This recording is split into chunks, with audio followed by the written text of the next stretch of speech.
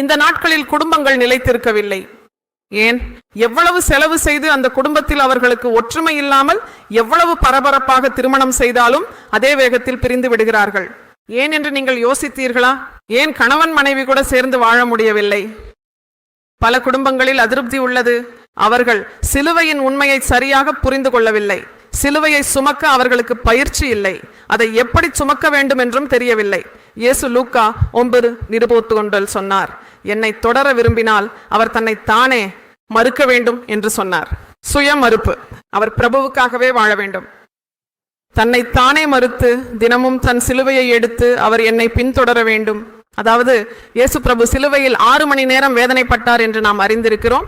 இயேசு பிரபு ஒரு முறை சிலுவையை, உலகமெங்கும் உள்ள பாவ நிவாரணத்திற்காக அந்த சிலுவையை சுமந்தார். ஆனால் அவர் மீது நம்பிக்கை வைக்கும்பவர்கள் தினமும் சிலுவையை சுமக்க வேண்டும். ஹல்லேலூயா. அந்த தினசரி சிலுவையை சுமக்க தேவையான சக்தியை ஆண்டவரே அளிப்பார்.